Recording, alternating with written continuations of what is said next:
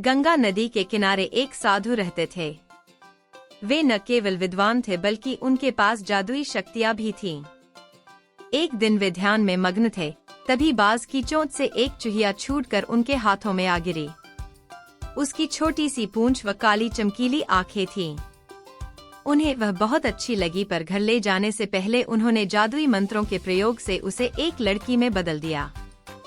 वे उस लड़की को घर ले जाकर पत्नी से बोले, तुम हमेशा से संतान चाहती थी ना, तो लो आज से यही हमारी पुत्री है, इसे पूरी देखभाल व स्नेह से पालो। साधु की पत्नी भी अपनी पुत्री को देख प्रसन्न हो उठी। वह उसे राजकुमारी की तरह पालने लगी। साल बीतते गए, नन्ही लड़की एक सुंदर युवती बन गई। जब वह 18 वर्ष की हुई तो साधु व उसकी पत्नी उसके लिए वर तलाशने लगे। साधु ने कहा, मेरी बिटिया का विवाह ऐसे व्यक्ति से होना चाहिए जो सबसे बड़ा हो। मेरे हिसाब से सूर्य ठीक रहेगा। पत्नी ने भी हामी भरी। उन्होंने जादुई मंत्रों के प्रयोग से सूर्य को नीचे बुला लिया। उन्होंने उसे अपनी पुत्री से विवाह करने को कहा, पर पुत्री ने पहले ही न कर दी। वह बोली, पिताजी, यह तो बहुत गर्म है।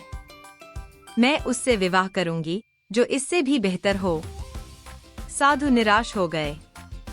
उन्होंने सूर्य से कहा कि वे ही कोई वर सुझाए।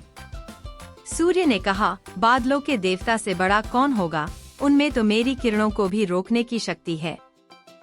साधु ने बादलों को नीचे बुलाया व अपनी पुत्री से विवाह करने को कहा, पर इस बार फिर पुत्री ने मना कर दिया व बोली, ये तो कितना बदसूरत है, मैं इससे विवाह नहीं कर सकती। साधु ने बादल देवता से कहा कि वही कोई अच्छा वर सुझा दें। वे बोले, पवन देवता ठीक रहेंगे, वे तो मुझे भी अपने फूंक से उड़ा देते हैं। साधु ने पवन देवता को बुलाकर अपनी पुत्री से विवाह करने को कहा। पुत्री ने फिर इनकार कर दिया व बोली, मैं इससे शादी नहीं करूंगी।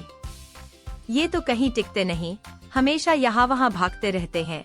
साधु ने पवन देव से पूछा, क्या मेरी पुत्री के लिए ऐसा वर हो सकता है जो आपसे भी बेहतर हो?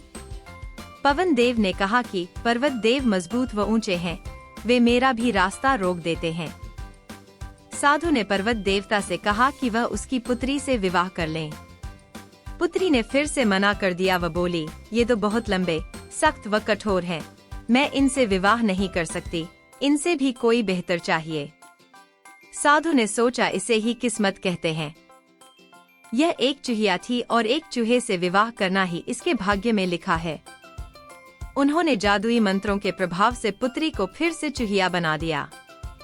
चूहा व चूहिया विवाह करके खुशी खुशी रहने लगे।